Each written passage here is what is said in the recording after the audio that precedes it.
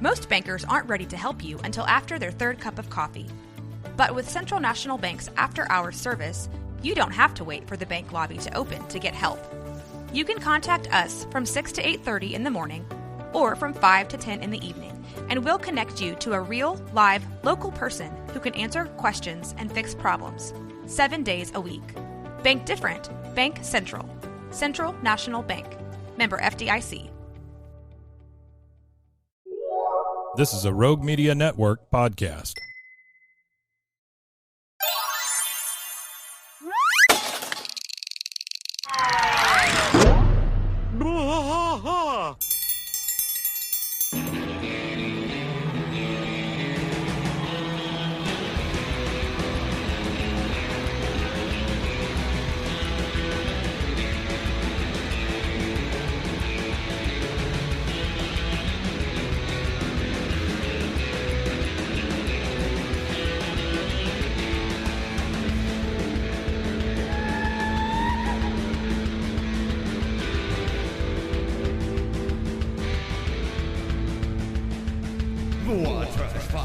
Through the night, deep in the heart of Texas, the trailer park is nice and dark.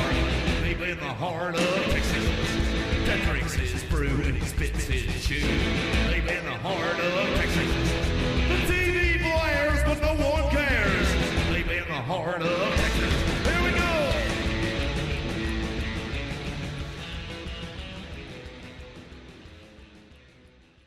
Hey, everybody. Welcome to Bois, King of the Hill podcast. I'm Mike. And I'm Rusty. Rusty, Season 5, Episode 10, Yankee, Hankee.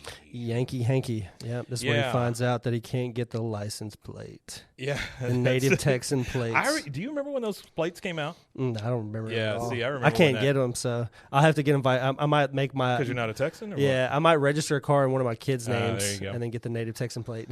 Yeah, I remember Stolen valor. When I was a...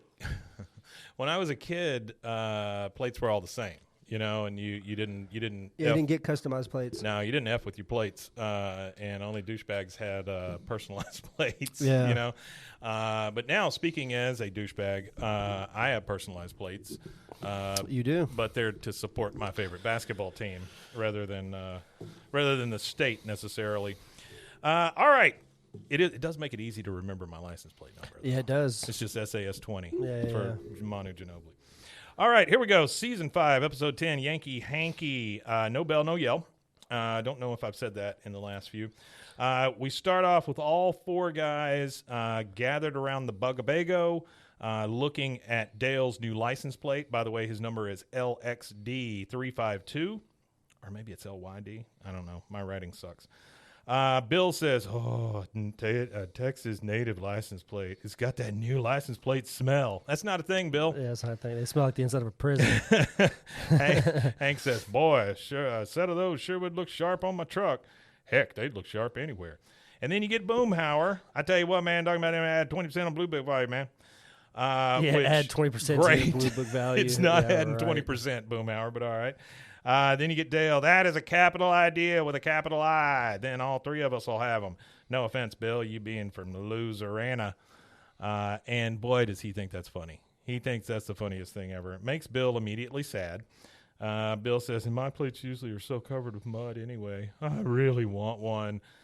Hank said, it's okay, Bill. You can ride with me after I put my new plates on. I don't care where you're from. He goes, thank you, Hank. He goes, just duck down whenever I pass another real Texan. And then they toast beers over Bill's sad head, which is poor freaking Bill. All right. So now we are at the Hill House in the kitchen with Peggy and Hank. They're going through, I don't know, did you ever have one of those records boxes, like fireproof box that your parents kept records in and stuff? Not like albums, but like papers and stuff. Yeah. We had, I remember we had a couple of them. My parents had one that would look like a tackle box, and it had a bunch of like coins that they had brought over from Taiwan when they were over there. And then the other one was all full of like this kind of shit, you know, the birth certificates and fingerprints and all that stuff. And then where you were born was Taiwan? Yeah. Yeah. My dad was in the Air Force. You're Taiwanese? No. Okay. I was born on a U.S. Air Force base. So it's considered U.S. soil. Oh, I got you. Yeah. But as a kid, I did want to celebrate both birthdays, the 4th and the 5th. Because it's the 5th over there and it's the 4th over here. I got you. I tried to get it. I tried to squeeze it. Do you remember Taiwan? You weren't old enough to remember? Very little. Yeah. I think we came back and went to San Angelo when I was like 6 months old or something. Oh, Goodfellow? Yeah. Oh, that's cool. Yeah. Do you remember San Angelo? Not a lot, just through pictures. The one thing I do remember is that there was a heater grate in the floor. You remember those heater grates? Yeah. And I would trip over it, and I would bust my lip every time. Oh no! But I only remember that because they told me that, and I see some pictures. Yeah. I think that's what started me down the road of brain problems. So. Yeah, potentially. All right, so we'll blame it on that. Yeah, that's it. It wasn't the alcohol. Yeah, it wasn't the alcohol at all. All right, so we're in the kitchen with Peggy and Hank. They're at the kitchen table, and they're looking through one of these fireproof boxes. Hank says, "Any sign of my birth certificate yet?" Peggy says, "To be perfectly honest, no." What? That doesn't even make any sense, to be perfectly honest. What, would you hide it? Yeah. Hank says, I'd better call my mom. He gets up and uses what is a super relic today, the wall phone. The wall with phone. The extra long cord, so you could go in the next room and still be talking to somebody. You know, I went on, just after watching this, after I watched this, I went to Amazon and I just, Googled retro phone, Bluetooth, all this stuff. Yeah. You could get phones that... You get the handset that you plug into your phone or Bluetooth in your phone? No. One of them is an actual old. It looks like an old style phone with a deal that goes on the top. Yeah. And you Bluetooth your phone to it. Oh wow. So it could be used. So you use it as an actual handset? It could be used as both. So what it does is it has a feature like if you still have a landline, which there are some people that still have landlines. By the way, not a bad idea to have a landline in your house because they do run electricity through those. It's a very small amount.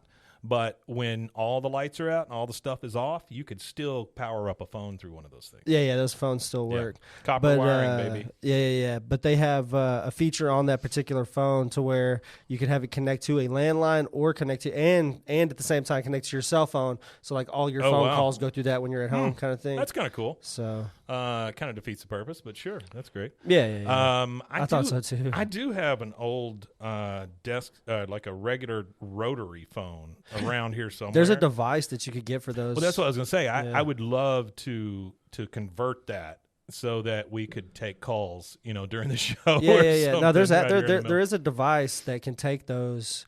It's like you just plug the phone up to it, and it's like a box that converts it's a Bluetooth box, basically, right? Yeah, I mean, something you can like Bluetooth that. into it or whatever. All right, so he goes, I better call my mom. He says, I'm pretty sure the license plate people are going to need to see a birth certificate. What? No, they don't, Hank. No. Otherwise, you'd have a bunch of Oklahomans trying to get Texas native plates. Tilly answers the phone, Tilly being his mom. She says, hello. Hank says, Mom, look, this isn't a social call. I'm just phoning to get a copy of my birth certificate. He has to clarify that right off the bat. This is not a social call. Yeah. I don't want to talk to you much. Tilly says, your birth certificate? Well, what makes you think I'd have something like that? Because I wouldn't, and I don't. And she hangs up. She is super nervous, right? So something's up here. Yeah, she's real nervous. Hank says, oh, that was weird. And then, of course, Shitty Peggy in the background. Well, I found my birth certificate, 7 pounds, 6 ounces. Perfect. Whatever that means. That means. Where does that standard come from? What is that? That at all. All right, so now we're at the Casa Linda Apartments where Cotton and GH and what's her name? What's his wife's name? For some Dee Dee, reason, sorry. Dee Dee. I don't know why I blanked too. Yeah, Dee Dee. Well, it's one of those things. As soon as you ask somebody, that's when they forget it. So that's she's literally one character that if they brought the show back, I could care less. Like she has very, very few parts, and I just don't find her. I don't find any scene we've seen up to this point. Yeah. There's just not been any I find that are just knocking me down funny. I just like stupid people, so I think it's funny. So Hank's knocking on Cotton's door. Cotton answers. He's holding GH. He goes, hey, Dad, I got you a little housewarming present. It's a basket of fruit. Peggy made it up for you. It's mostly oranges. Cotton walks away with the basket. He goes, is that a kiwi in there? You know how I feel about hairy fruits. I got to admit, I'm kind of right there with him. Hank says, so, hey, when you were packing up the house in Houston, did you happen to come across my birth certificate? GH starts crying, and Cotton, you can see that something's hit him also. And behind him, you can see that there's a large wall full of like VHS tapes, right? Just Huge black, wall. just black VHS tapes. Which is probably just a lot of porn knowing this old man. He says, you think I got enough room in this cracker box for your baby crap? He says, well, maybe you could have kept my birth certificate and tossed out some of those videos. He says, those videos are a GH. They mean something to me. Ooh. He goes, Dee, get the camera. He's doing it again. Baby starts coughing or something. Yeah. Hank leaves. Now we're back at the Hill house. They're getting in bed. Hank is talking to Peggy. If I didn't know those two hadn't spoken in 4 years, I'd swear they were in some kind of conspiracy. Peggy says, well, either this is your dream and I am in it, or this is your life and your parents are acting weird because you're adopted. Whoa. What a bitch. Yeah, that's Jeez, terrible. That's rough. You said earlier before we started recording that this shows how shit he is.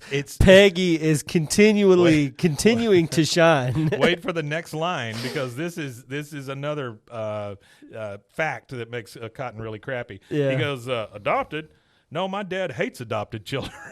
He hates adopted children. How would you feel about? Well, not saying that I would hate an adopted child, but I would never adopt a child. Really? Why is that? I would never adopt a child. I don't know. I just not something that I ever saw myself ever doing. See, I think if you took maybe 15 years off of me, I wouldn't mind doing that. I think that'd be great. Adopting them. Yeah, because my wife's adopted. My cousin's adopted. Yeah.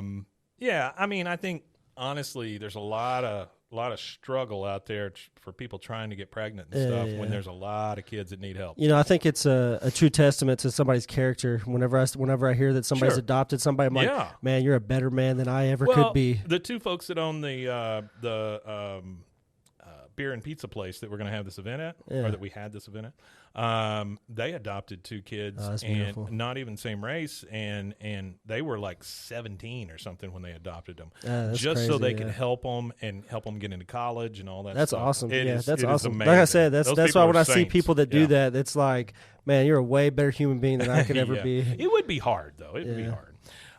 He goes, adopted? No, my dad hates adopted children, which is quite a statement. Terrible. Peggy says, exactly, which is why Cotton treats your brother GH, who we know for sure is not adopted, much better than you, whose percentage is, let's face it, ? Damn. He goes, my mom wouldn't just hang up on me for no reason. God, maybe I really am adopted.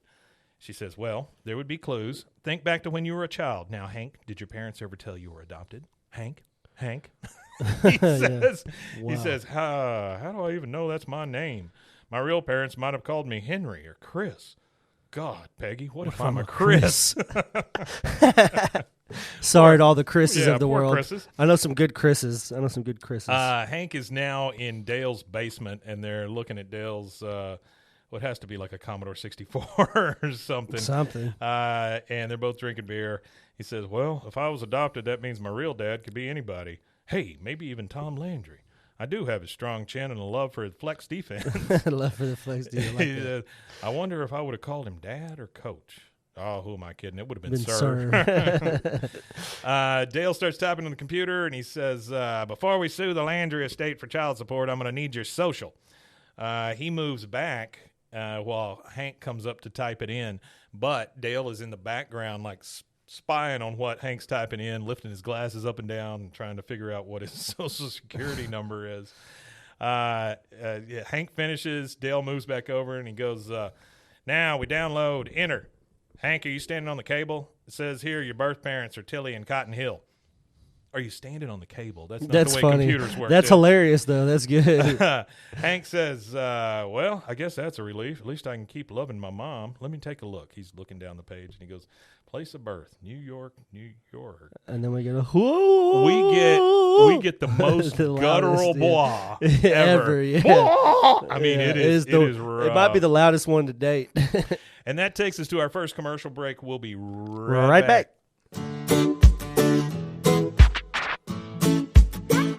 Snack Attack is a podcast about the history of your favorite snacks, candies, and treats. Each 5-minute or less episode features the history of a great snack from around the world. We'll also visit what the status of the snack is today and give you a little knowledge to lord over your friend. Snack Attack is available anywhere you get your podcast or at roguemedianetwork.com. Let's get snacking!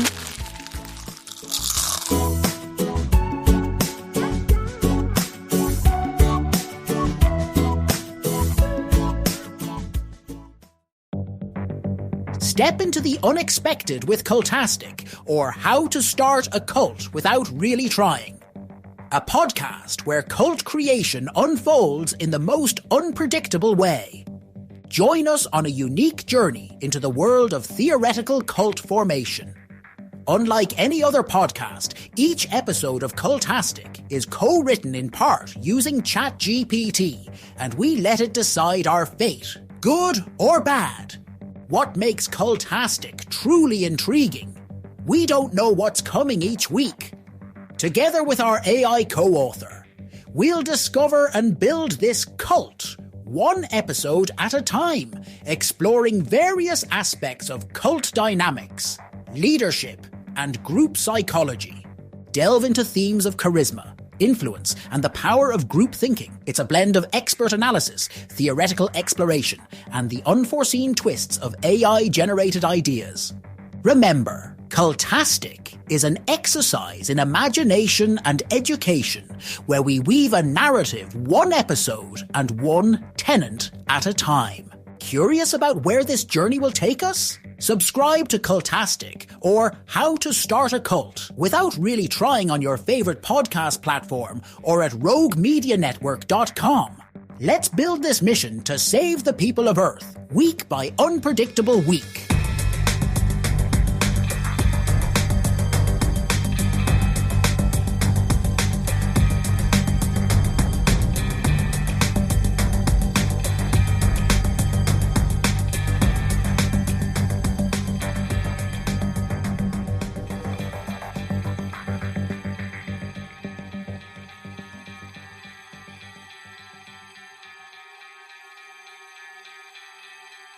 They were out of apple pies and honey buns. Oh, It's a dark day yeah, in it's the a really Alico. dark day. All right, here we go. And we're back. We are now back with Hank pounding on Cotton's door again, and I mean pounding. He wants to know what the hell's going on. Cotton answers in a bathrobe holding a glass of whiskey, which I would think that's pretty much the way Cotton is most of the time. Yeah, probably. He goes, "How come you never told me I was born in New York?" "What? New York? New York? You wasn't. You was adopted." Yeah. He goes, "Yeah, worst $50 I ever spent." Yeah, and then this terrible line here. He says, "Could have got me a matching pair of Chinese babies for $10." Yeah, he's a turd, all right. He's a turd. Hank says, "I was born in New York City of your seed." Cotton finally just kind of gives up, sits down, facing the other way. He goes, "Hank, I always knew this day would come when I'd have to tell you the whole sad story. Maybe it was my fault for loving your mother so much back when she was still worth loving." Jesus. Yeah, that's crazy. Then we get that's this, a crazy line. Then we get this very like yellowish flashback. Yeah. So it's back to the time when they were hitting New York or whatever. The sepia tone. And yeah. Tilly is so pregnant. I mean, very, very pregnant. They're getting out of a cab there in New York, and Cotton is kind of talking through this thing. He goes, "Tilly had always wanted to see New York City. She heard about it at the beauty parlor. Well, we weren't due for another few weeks, so I brought Tilly a fancy new maternity dress and took her out to the Rainbow Room." And the thing I like about this thing is, like, if you ever watch any old movies, to pass time or the fact that a guy's a drunk or somebody's walking down the street or whatever, you'll see all the neon signs pass them, and they're just kind of walking in place, in the black. Yeah. And so you see a lot of They do that with The Simpsons does that a lot with Homer. Oh, sure. Like Homer walking down the street, and it's like the way the street's thing's kind of just like passing. it's Yeah. kind of like bubbled up behind Yeah, him. Yeah. So you see all those logos, and then it passes by like an old, it's like I say, like in an old movie. Then we see a very posh dancing place, drinks, champagne, all that stuff. He goes, "Took her to the Rainbow Room, a place as romantic as it was expensive."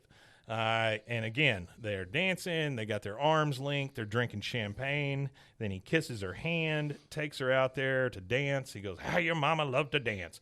Maybe I dipped her too hard, or maybe old Blue Eyes greased the rail." Yeah. And so you hear the sound of water. He dips her real deep, and her water breaks. He says, "Next thing I know, we're trying to keep you from making your debut on Broadway." The ambulance comes up. They get in the ambulance, goes real fast down to Midtown Memorial Hospital, where Hank is born. The next thing we see is Cotton sitting out in front of the hospital because, the fathers never went in before. They hardly ever were even there. He's sitting outside on the stoop smoking a stogie. Tilly comes out with the baby, all of her suitcases and all the stuff. He just looks at her, and she just continues to carry stuff. She even struggles to open the cab door for him. This guy, he amazes me as how shitty he is sometimes. Yeah, he's out of there. He says, 3 days later, we took a premature bundle of you back to Texas. Like I say, he doesn't help her with anything. He goes, I never told you because I didn't think you were man enough to handle it. Not being born in Texas, you weren't. Yeah, that's rough. So the flashback ends. Hank says, well, thank you, I guess, for not leaving me there. Don't thank me. Thank your mother. No, I mean, don't mention anything to her. He opens the door for Hank to leave. He goes, she's never forgiven herself for birthing you outside Texas. It'd kill her if she knew you found out. Well, maybe it should. Oh, I don't mean that. And he just kind of walks off. Cotton shuts the door, and he looks through the little peephole, and so you see a fisheye version of Hank just kind of sad and stumbling off. I don't want to interrupt you, but I did I went and looked up that montage where you're talking about how the walk is. Yeah. Apparently, that's it's a trope, if you will, called the drunken montage. Because I started thinking of what movies I'd seen it in when we talked about it. But it's kind of like in Fear and Loathing when they're walking through the casino and they're all on acid and stuff like that. I think there's a scene like that in It's a Wonderful Life. Like where he's walking down the street and he's freaking out, and all the stuff is passing him and stuff. And then 28 Days, Sandra Bullock, when she was forced to go to rehab in the movie 28 Days. Walking by all the bars and stuff and all beckoning out to you. By the way, I always get 28 Days and 28 Days Later mixed up.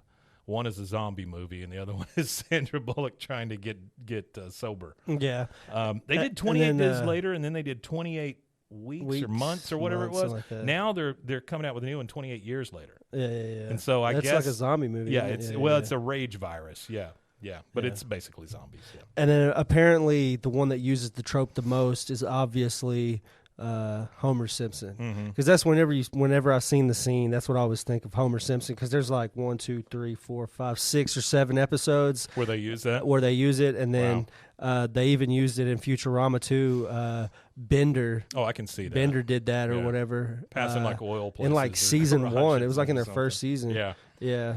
So Cotton immediately gets on the phone and he goes, Topsy, remember that thing we said we were going to do but never did? No, we did that. We did the hell out of that. I mean the other thing. I think it's time we finally completed our mission. So we got this ominous thing going on with Cotton and Topsy. Now we're in the living room. And Hank and Peggy are sitting in those big green chairs they have, the wingback chairs. Hank's got a bunch of beers, by the way. He's already gone through a few, and he's got one in his hand. Peggy's reading out of a magazine. He says, Peggy, being born in New York makes me no better than Tony Randall. Tony Randall. She says, now, Hank, if being born here is so important, why did you marry me? I didn't marry you right away. Believe me, I had to pray on it. She says, maybe you should have opened your eyes and then your Bible, Hank. Red, yellow, black, and white. We are all precious in his sight. Nothing about New York in there. She goes, well, Sodom is in there, Hank, and Gomorrah, and they are as New York as all get out. Sodom and Gomorrah. I got an artifact for us now. About Sodom and Gomorrah? No, about Cotton's story that he just told here. Oh, yeah? So during the story, how they do the cutback, like you're talking about, and they go through Artie's picking them apart for us. So the ticker reads, Ike favors Hawaiian statehood. Okay. So which puts the time frame before August 21st, 1959, because that's the day that they were made a state. Yeah. Okay. Fidel Castro visited the United States in April 15th, 1959. He placed a wreath on George Washington's grave, toured the Bronx Zoo, ate hot dogs and hamburgers at Yankee Stadium. Yeah. So people had a real problem with that. People had a huge problem with that, I'm sure, in the 50s, especially the 50s. Well, that was before the Cuban Missile Crisis, but not way before. No, it was like a decade before, maybe less than that. Cotton said that Hank wasn't due for another few weeks, so Hank's birth certificate doesn't show his actual birth, but it has to be between April the 15th and August the 21st, 1959. So that gives us a roundabout. So Hank, if we're going by, so he'd be 63, 64 years 64, old now. 64. Okay. Well, and that's not terrible for this reboot. If That's you perfect. actually go by that, that's not terrible at all. I mean, look at that. They had that TV show. What was it? Modern Family with a 70-year-old Sure. Ed Bundy on there. Yeah. All right, now all four of the guys are in the alley. You can tell that Hank is sad. You hear, yep. And then Dale goes, yep. Or should I say, yada, yada, yada? Should I, Hank? So Whatever the hell that means. Well, what he's talking about is Seinfeld. Yeah. Oh, okay. I got you. He goes, sure. Oh, speaking of which, isn't that the name of the podcast? Yeah. The Seinfeld podcast. Yeah. So if you like Seinfeld, there's a. Go ahead and talk about that real fast. It is called the podcast about nothing, Seinfeld, and yada, yada, yada. There you go. Yeah. A couple of local folks do that. And he says, or should I say, yada, yada, yada? Shut up, Dale. And then you hear Bill say, boy, you New Yorkers really are rude.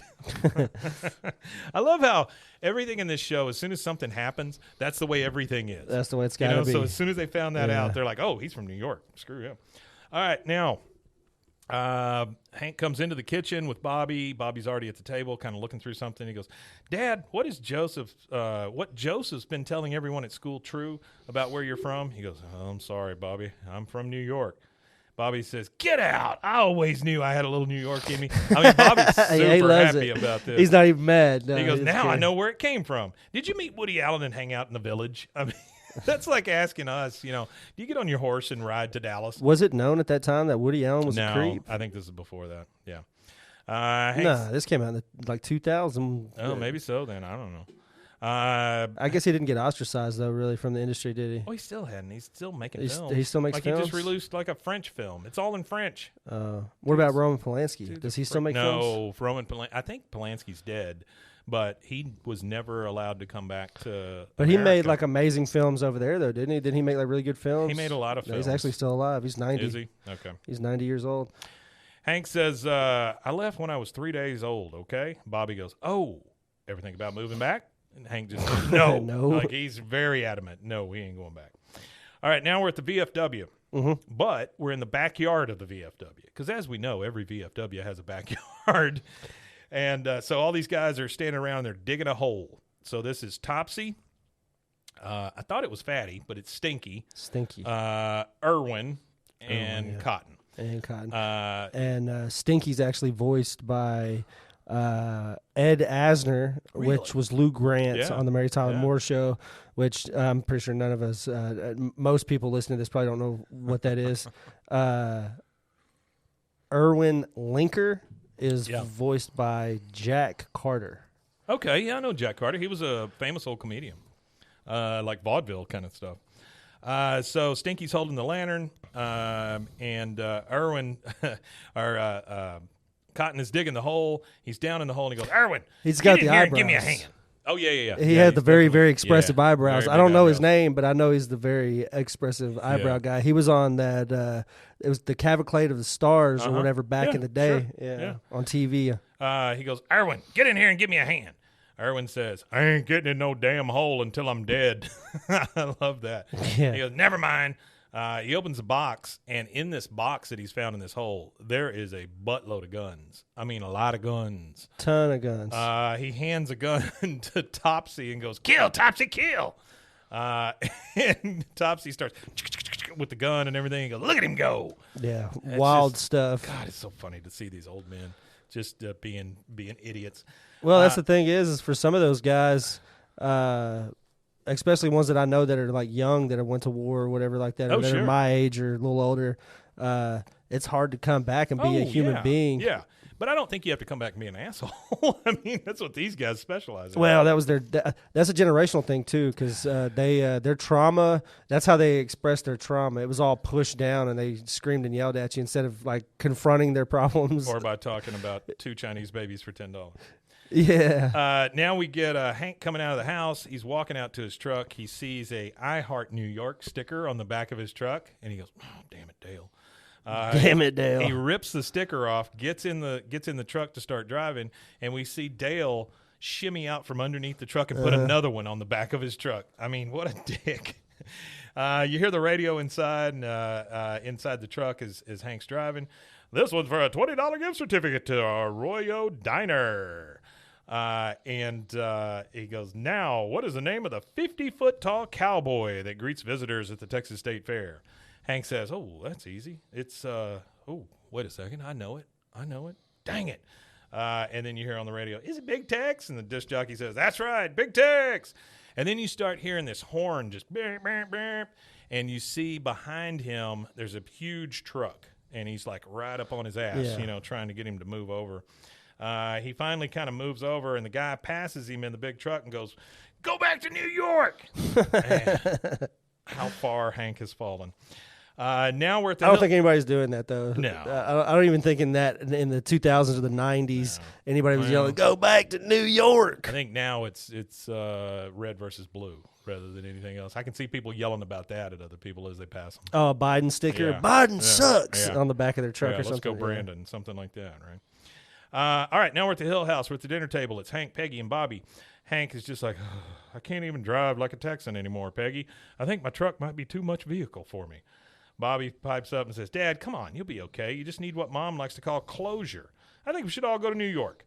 And Hank says, the only closure I need is your mouth, mister. He gets up and gets on the phone again, calls his mom. Tilly says hello. He goes, Mom, Dad told me everything. I know I was born in New York. She goes, oh, Hank, I'm so sorry. I wanted to say something, but I didn't want to hurt you. He goes, don't pretend you were looking out for me. You were looking out for you and your romantic getaway to the rotten Big Apple. She goes, wait, Cotton's trying to pin this on me? It was his idea to go to New York. Hank's like, what? Well, one of you's not telling the truth. Oh, hell, I know who it is. He knows who it is. She goes, your father dragged me pregnant to New York, and then he dragged me into a baseball game at Yankee Stadium. Now we get another one of these yellowish flashbacks. We're at Yankee Stadium. Tilly is kind of doing the voiceover. She goes, it was unseasonably warm that day, and all I wanted was a glass of water. And you see a younger Cotton there next to a very young Topsy. And he goes, glass of water? Suck on a pebble and keep looking storked out. Suck on a pebble. Suck on a pebble. I don't understand that. I'm not sure on that one either. He goes, you're our ticket through the police line. And he gets the binoculars from, like I say, a very young Topsy. He's searching around, and he sees Castro, Fidel Castro, coming to the stands. He's got the police with him. There's armed guards, all this stuff. He goes, well, Fidel, you should have stayed in Washington on your unofficial visit. Now they're going to have to carry you out on a seventh-inning stretcher.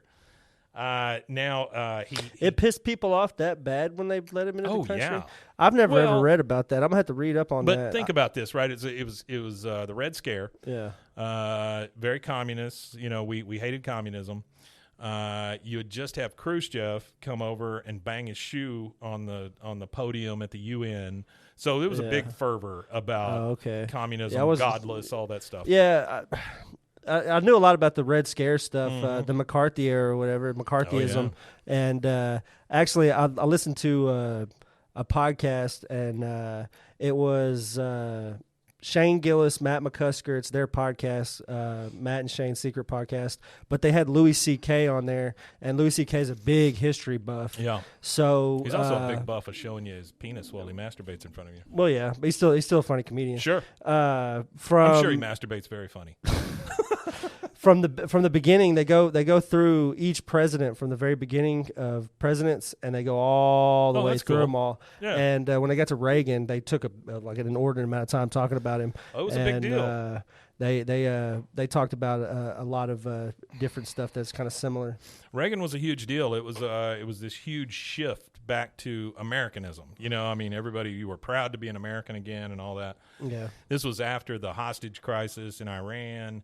Carter basically got run out on a rail because he didn't do anything about the hostages. Then Reagan came in and basically took credit for what Carter had done, getting these guys loose. And then Reagan is credited with bringing on the whole me generation of the 80s, and everybody was making money in Wall Street and all this stuff, and we were all proud to be Americans. Suck it, Lee Greenwood. I just hate that song. That song is awful.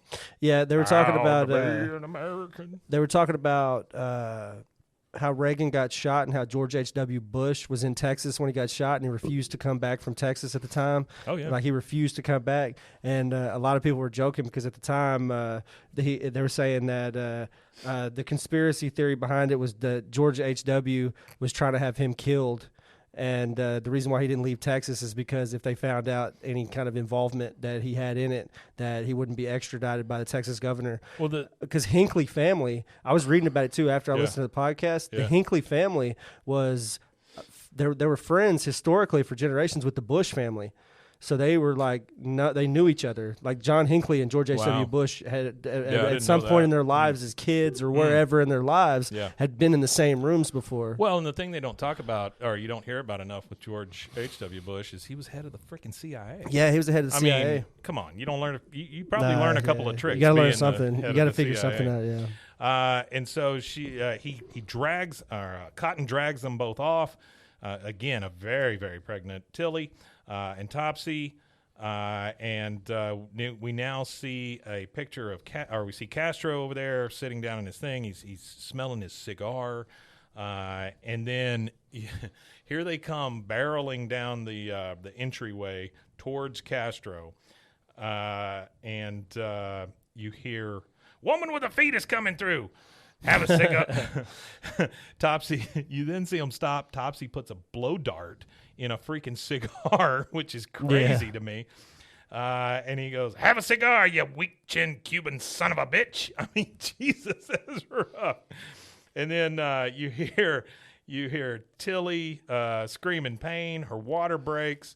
She kind of nudges Topsy when her water breaks and she goes into pain. He blows the dart and it hits one of the baseball players, who immediately falls over dead. Which that's terrible. Yeah, that's not even part of this thing. That's murder. Yeah, it's just flat out murder. He goes, "Get down, the baby's coming." And he goes, "Not now, woman, hold it in. Go, you're running for two, woman." And they all run off. They're being chased by security. They hightail it, and apparently they run into the ladies' room where Hank is born, because we hear the cries. Yep. Little baby and Hank. And Hank has to sit down. That would be bad Hank. Yeah. Hank has to sit down when he hears this, because we've ended the flashback now, and he goes, "I was born in the ladies' room at Yankee Stadium." I mean, that is... Is that worse than being born in New York? I think so. Being born in a baseball stadium? Because, number one, you're in New York. Number two, you're in the Yankee Stadium. I mean, that's pretty rough. As a Texas Ranger that's pretty rough, fan, he's probably a Ranger fan. He's a Ranger fan. I don't think he's an Astros fan. Do they have a rivalry? No, they don't, do they? Rangers and Astros? Yeah, no Rangers and Yankees. Yeah, because they're both in the American League. Okay, I thought it was just kind of one of those things where everybody in baseball had a rivalry with the Yankees. Like they're like the most hated team in baseball or something. They are. They're the Cowboys of baseball, basically. Because it's the most popular, oldest team kind of thing. Also, you have to remember that baseball doesn't have a salary cap. No, they don't. So they just paid a guy like $700 million for 20 years. Yeah, but they don't have a salary cap. So the Yankees just outspend people. And that's how they win rings. I mean, they just outspend people. They just have the money to spend. They just got a bunch of money. Yeah. You know, if they did that for the Cowboys would be able to buy every player they wanted. Yeah. They're the number one sports franchise, not in just football, but in the world. Yeah, $9 billion. It was like some article I read this morning, something about like $9.8 billion or $9.7 billion. So we're back at the VFW. It's night. There's a secret planning. They've got a map out on a table, one single light over all the old men. It looks like, planning for Ocean's 11 or something like that. It's very, very dark in there, except for where you can see the map. And Cotton is explaining, and at midnight we rendezvous in San Antonio with Jorge Lopez. As you know, he's half Mexican, half Cuban. For this job, we'll be using the half that's Cuban. Yeah. Irwin speaks up, and he goes, "How are we going to get to San Antonio? We can't all fit in your Cadillac car. I guess I could take a few people in my Cadillac car, but I don't want to." Yeah. "You idiot. We can't use our own cars. Remember how the cops tracked you down when you hit that fire hydrant? We're hitting more than a fire hydrant this time." Hank busts in through the door, and I mean, you don't often see Hank in this much of a tizzy. No, you don't. He's like, "I know the truth, Dad. Mom told me everything. The ladies' room, Yankee Stadium, Mr. Fidel Castro." Again, here's one of those quotes by Cotton. "So the pig squealed. Well, I guess I can't be mad at her. That's what pigs do." Jesus, what a dick. Hank says, "It's your fault I was born in New York, and I can't drive my truck, and I tried a bagel, and I actually liked it." And Cotton hears this, and the only thing he hears is, "Oh, his truck." Hank says, no more lies. I love that bagel. He goes, go to hell. And then as he's yelling at his dad, Topsy comes up from behind him, and he's got a garrote, which is two little holders and a number 2 steel piano wire. That's what they call it, right? Number 2 piano wire. And he's going to put it around Hank's neck and literally kill him. And Cotton kind of waves him off a little bit. He goes, go to hell. He goes, but I am in hell. I spent these last 40 years tearing myself up for letting my firstborn son be born outside of Texas. He goes, are you apologizing? I think you deserve one. If I could just shove you back into your mother and do it all over again in Texas, I would. He goes, oh, Dad. That sounds disgusting. Yeah. He says, tell you what, Hank, let me make it up to you. We'll go out tonight, raise some hell. We'll make you one of us, a real Texan, and we can all get in your truck. Come on, Hank. All I'm asking for is a second chance. They hug, and while they're hugging, Cotton is making gestures to the other guys with he's such a jackass because he's fooling his son into this whole thing, right? Yeah, he's roping him into it. You see the other guys carrying out a big box behind Hank's back while Hank's like, well, a real Texan man's night out. That's just what I needed. I'll tell you what. He goes, sure. Now give me the keys. So that is the second commercial break, and we will take that, and we'll be right back. Right back.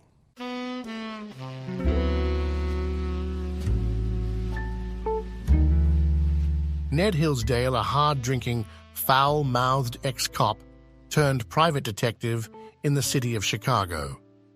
He lives dangerously, loves intensely, and drinks harder than anyone.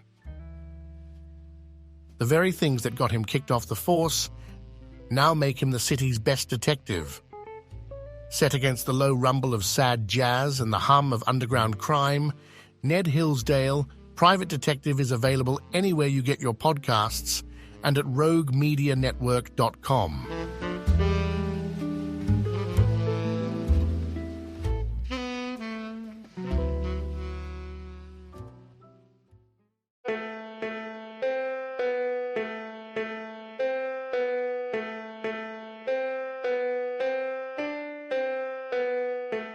From Boobays, a horror movie podcast, comes Abaddon Eyes, exploring the Hell House LLC universe. In this thrilling podcast, your host will guide you through a comprehensive journey across all 4 Hell House LLC movies by acclaimed writer-director Stephen Cognetti, where we'll uncover the intricate web of supernatural occurrences, malevolent entities, and the unfortunate souls who dared to enter the cursed Abaddon Hotel. We'll look at lore and the immersive universe that is being built before our eyes in the Hell House series. Expect in-depth discussions, expert analysis, and exclusive interviews with cast and crew members, including Stephen Cognetti himself. Join us as we revisit the spine-tingling scares, unearth hidden clues, and discuss fan theories that have emerged since the release of all 4 films, and talk about the possibility of even more to come. Whether you're a devoted fan or a newcomer to the series, Abaddon Eyes offers an immersive and enlightening experience that will leave you craving more. Subscribe now and embark on a journey that will challenge your courage and leave you questioning reality. Welcome to Abaddon Eyes, exploring the Hell House LLC universe, where the horrors of the Abaddon Hotel come to life through the power of audio storytelling. You can find Abaddon Eyes, exploring the Hell House LLC universe anywhere you get your podcasts or at roguemedianetwork.com. All right, and we are back. We are at Pro-Am Sports, which is a gun shop / shooting range.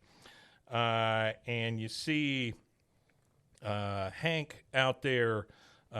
He's firing a pistol, and he's really not a good shot. He's missing that target pretty well. He's missing it, yeah. He goes, this is the first time we've gone shooting together, and you haven't humiliated me. I'm having a ball. He goes, oh, that's nice. Now, give me the gun.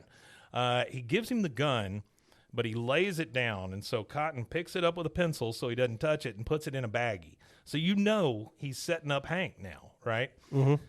All right, now we're out in the front of the Pro-Am Sports, and of course Hank's paying for everything. And Cotton says, we still got to get to San Antonio by midnight and pick up Lopez. He goes, now, who's Lopez? He goes, yeah, well, how's this? Lopez is the best barbecue takeout in the state. Yeah, and this here too. And Stinky comes up and just drops a big armful of guns and flares and knives and all kinds of crap. Weapons. They're ready to go. They're ready to go to war here. Yeah, Hank says. Old men going to war is funny. Hank says, "Boy, that's a lot of knives and flares and stuff for what exactly?" That's right. You go into Lopez's dressed like a commando, you get half off. Imagine being a Spartan, though. Like, all your life you've been at war, and then as soon as you get too old to go, they're just like, yeah, you're done. Yes. I understand PTSD. I understand all of this stuff, but good Lord. These guys are a little over the top because they're wanting to kill people. I mean, that's a little rough. Yeah, generationally, I think they're out there. All right, so now they're driving to San Antonio. Oh, sorry. He puts down that big pile of stuff, and he goes, "Boy, that's a lot." He goes, "You go into Lopez dressed like a commando to get half off." He goes, "Barbecue at midnight? Good luck finding that in Manhattan." So now we're in Hank's truck. We're driving to San Antonio. Mm-hmm. Topsy is driving. Topsy is, yes. Stinky and Irwin are in the back, and they're hollowing out a cigar, putting a dart in it. And then we see inside the cab. They were just in the regular. This is like clandestine stuff they're doing. Mm-hmm. They're not doing regular military stuff. Oh yeah, no, this is. They're doing like Black Ops, OSS, wet work, or whatever. All that stuff. What was it in World War II? CIA was called the Office of Strategic Strategies, or maybe secret strategy. It's called the OSS for sure. Because actually, I watch a lot of Julia Childs. That's become my background show. Mm-hmm. Her 24-hour stream on Pluto. Sure.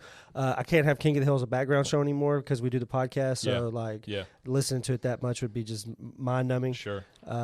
Fans might not like to hear that, but I can't. No, I get it. I do so much King of the Hill stuff in the week that on the background I can't have it on anymore. Yeah, but she actually, her first job as a cook was actually for the OSS, which is what evolved into the CIA. I saw that. And she made a recipe. And what it was is they had a lot of problems with sharks and stuff hitting the mines, like the underwater mines. Sure. So she had devised a recipe for a paste or something that they would put on the outside of these mines so it would repel the sharks. Wow. So her first recipe is actually her worst shark repellent recipe. Her worst recipe. Yeah, there's a really good series on HBO Max, which is Julia.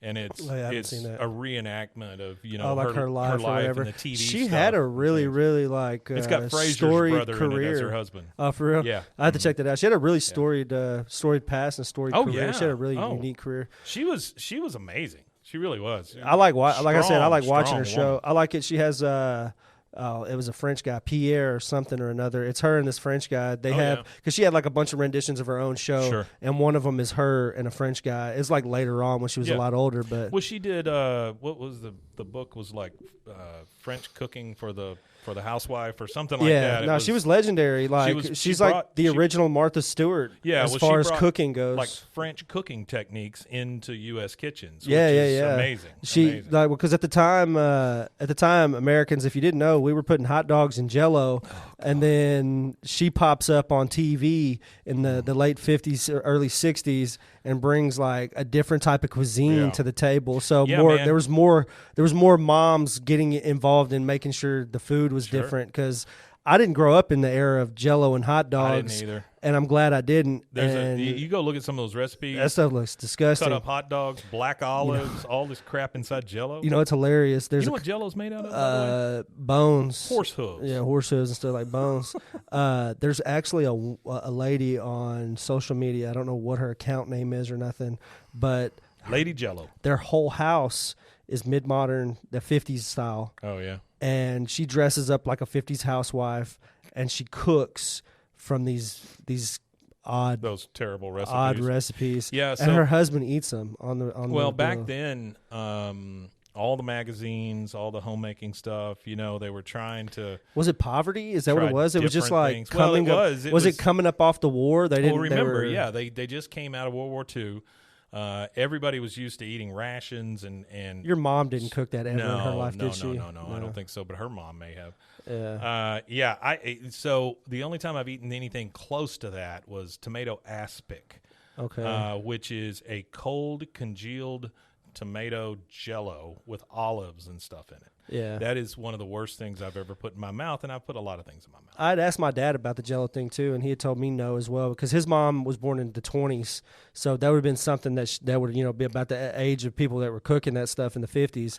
And he said that we were poor, so he said what we ate was. Oh, sure. He said his dad would stand on the porch and he would point at a chicken, and then they would go grab the chicken. He said, "That's your dinner tonight," kind of thing. If you go to the Stagecoach Inn in Salado, yeah, they still serve that tomato aspic. Oh, they have That's it on there. One of their big things, or it used to be at least. I don't know if it's. Still I might have to venture down there my and. God, it's so awful. Ugh. Just It ask. like, I just had to ask for a sample for posterity. It's basically ketchup flavored Jello, and it just think about that for a second. That is an awful thing. Unless there's accompaniment, what does it accompany? What do you put with it? Yeah, what do you eat it with? You eat it like as a side with your other stuff, or as an appetizer. It's not like a dip or a no. you put it on a cracker.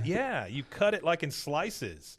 It's like a giant butter thing, right? Like a big stick of butter almost. That's the shape. Yeah, that sounds. And you just cut it off in little pieces and you eat it. Awful. It's awful. God, it's terrible. My wife's grandmother used to make that every Thanksgiving. And I've never ate any of that shit. Yeah, I would never eat it. I never had to deal with that. The poverty food in England after the war was just ground meat and potatoes. So, like the English meals that I had as a kid, because my mom was born in '59, which was the last year of rationing in England. Yeah. So my mom was born at the last year that they were doing British rationing. So all the food that she remembers was it was all good cooking, pretty much. It was all good food. In that vein, I watch these guys on YouTube called Jolly. Yeah. They just eat different things from around the world. It's these two British guys. Yeah. My favorite ones are where they feed American stuff to like English school children. That one's and pretty get good. Their reactions. I've Those seen are that. great. I've seen them drink the Mountain Dew and all that stuff. It's hilarious. Some of them like it, some of them don't. Yeah. But those two guys and their friend went into a eel shop there in England, and I didn't realize that the Thames is just full of eels. Yeah, it's full of eels. And so that's what people ate, like a lot in of the eel. poverty times, during the war, all that stuff. And I don't know if you know this, but they've got those little pin bones in them, and they leave them in there. Yeah, they cook them. And so these were like little pot pies almost, but full of eel. Yeah, and they had some sort of jelly. Eel pie. Well, they had some sort of like jelly or something that they put on. Or I think they probably called like a it chutney? gravy or something. Oh, a gravy. But it wasn't gravy. It wasn't gravy. Yeah, it was weird. I don't know. And then they would do mash, which is mashed potatoes. Yeah. But the way they would do it is they get this plate and they dip out the mash and they just scrape it across the plate. And even these guys, they're eating it and they're going like, they're discussing the fact that English food is not really seasoned. You season it at the table. You season it at the table. That's what it is there's like 3 or 4 seasonings on the table, which isn't a lot. Well, they were putting vinegar on the fish eel and stuff, pie. On the eel pie, yeah. Mm-hmm. They did not like it. Well, I don't really like it. That kind of that's like aristocratic food. Yeah, that's what rich people eat. I love fish and chips with like that malt vinegar. That's the traditional is the fish and chips with mushed up peas. Yeah, I'll take it. That sounds fine to me. All right, so they're driving to San Antonio. Topsy's driving again. Fatty and Irwin are in the back, hollowing out a cigar, putting a dart in. We see inside the cab, Hank sitting in the middle, Cotton's on one side, Topsy is driving, and he goes, "There's another Texas plate. Hank, take a drink."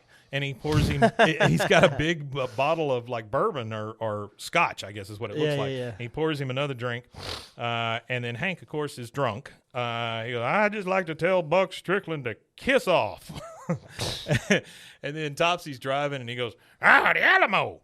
And he points it out.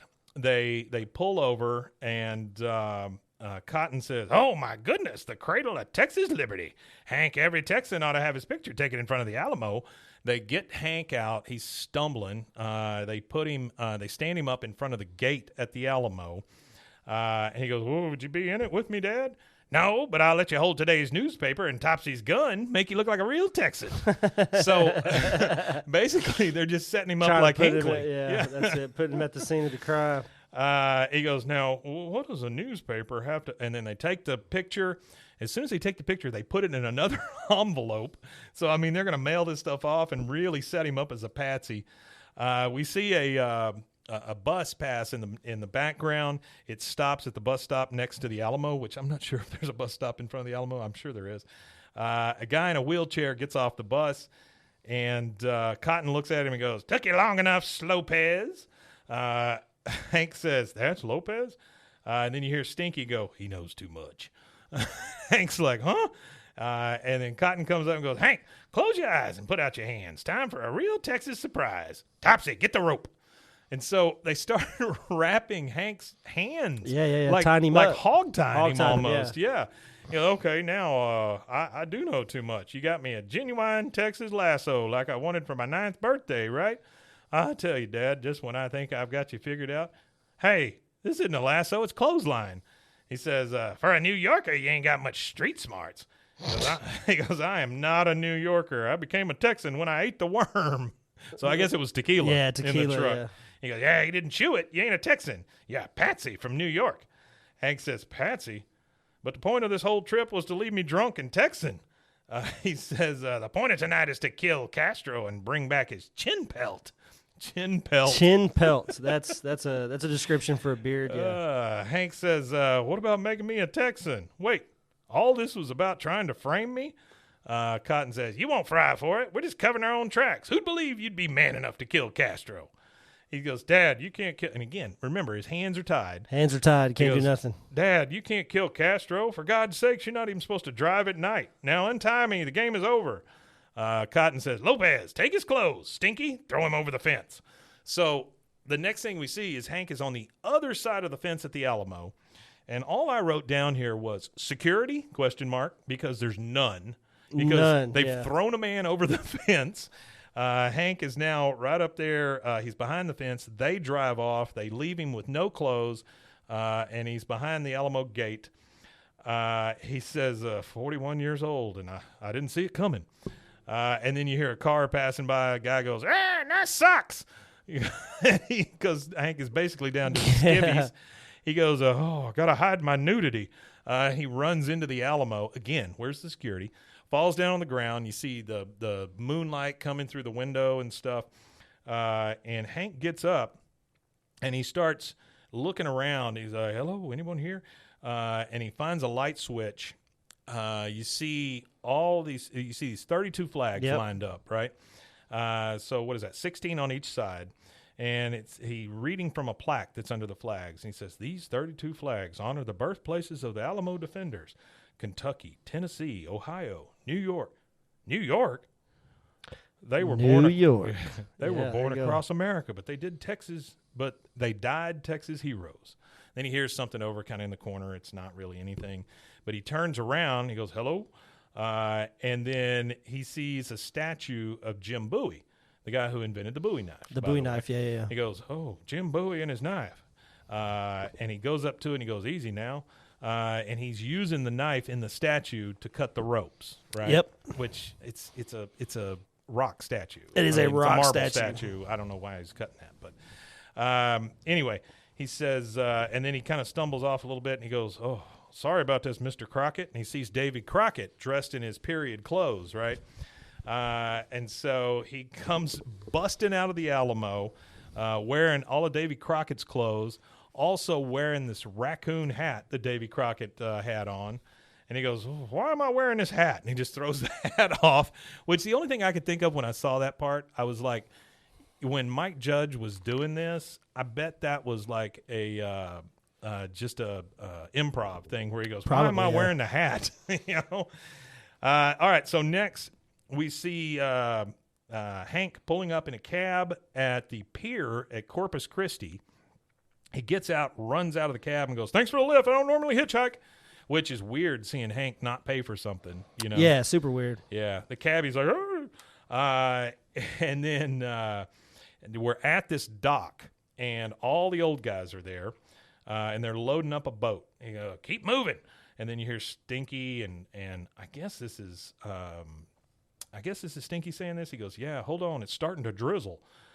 He says, suck it up, Stinky. It rained for 17 days at Guadalcanal. Didn't hear you complain then. He goes, I complained a lot. Yeah. Hank runs up. He goes, stop. He says, it's Little Miss New York. He says, that's enough, Dad. I may be your son, but I can't change that. But I'm not about to be your patsy. He goes, well, I suppose you sucker punch. And then he tries to swing at Hank. Yeah, I love how he announces sucker punch. Sucker punch. Yeah, it doesn't go too well. He swings at him. Hank kind of falls down. He goes, you don't have what it takes to stop me. Do it, Topsy. And then Topsy blows his big, giant cheeks full of breath on Hank. Yeah. Hank goes, oh, old guy breath. And he starts to stumble. And then Irwin pulls out his oxygen tank cord, trips Hank. He falls out of the boat, goes into the water, and goes all the way under. He goes, all right, prepare to cast off. First, we got to figure out the direction of the wind. He holds up he licks his finger, holds it up in the wind. Yeah, who's got saliva? He goes, who's got saliva? Then you hear Stinky say, Colonel, your boy should have come up by now. Even Topsy can't hold his breath that long. He goes, what? All right, Stinky, you better get him.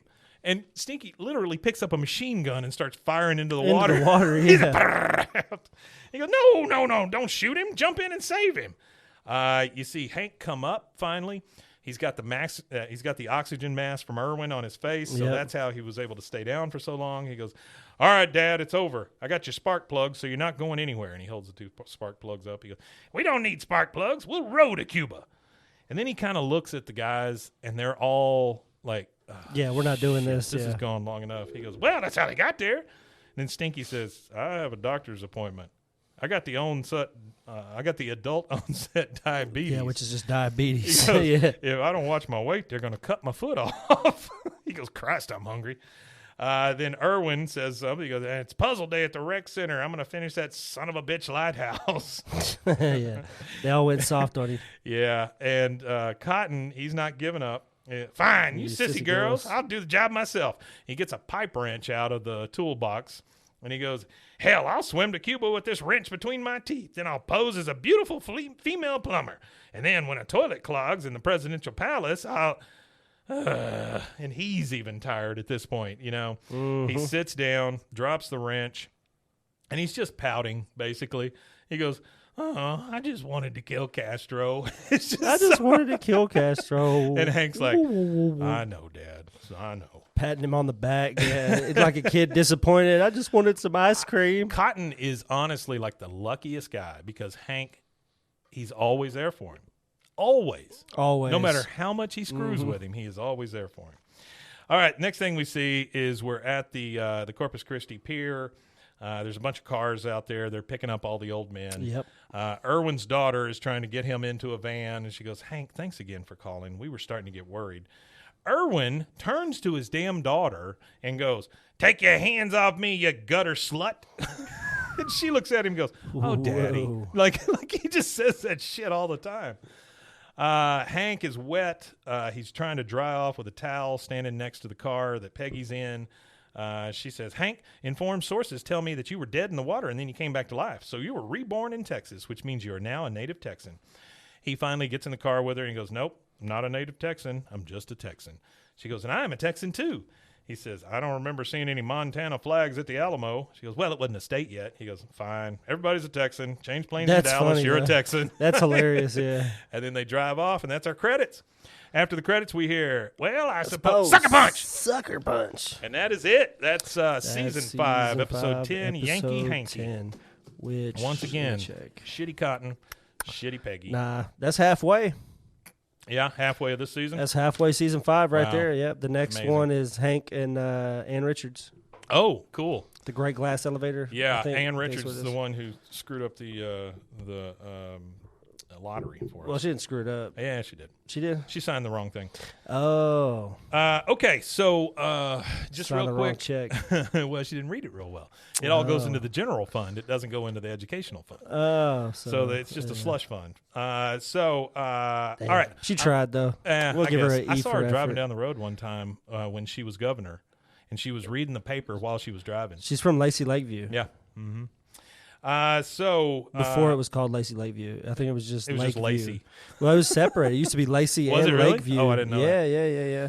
Yeah. The actual Lakeview part was where all them they get them little ponds and lakes and stuff off of in between like Spring Road, I think is what it's I know what called. you're Like talking all about. them houses, like in Yep. between there, Yep. that was like Lakeview, and the other side was Lacey, and then they combined them. I hung out in Lakeview for a while. And they had Northcrest, Oh yeah, I remember. and then Northcrest in the '90s got absorbed by Lacey Lakeview. So I want to mention something we hadn't mentioned in a while. Please go, if you can, check out our Patreon. Yeah, please do that. It's just for support. If you can help, we would certainly appreciate it. Yeah, we 'cause appreciate it. This show does cost money to make. Also, I'll mention this again Friday, but I wanted to ask and see if you guys were interested in us taking a few of these Fridays and doing basically Mike Judge movie reviews. Movie reviews. So like Office Space, Idiocracy, Extract, anything else he made. I thought that might be fun. or just kinda any movie different. in general, whatever you Yeah, want. Whatever. yeah. You want to tell them where they can find us? You can find us at BWAAAKOTH on all social medias, and you can find us at BWAAKOTH.com. Also, make sure you check out Swimmer's Ear, our Adult Swim podcast, Adult Swim podcast. Swimmer's Ear. This week, I think we're doing another infomercial, something about coyotes. Coyote suit, yeah. All right, guys. Thanks again for joining us, and we will catch you again on Friday. Wimatanya. Wimatanya indeed.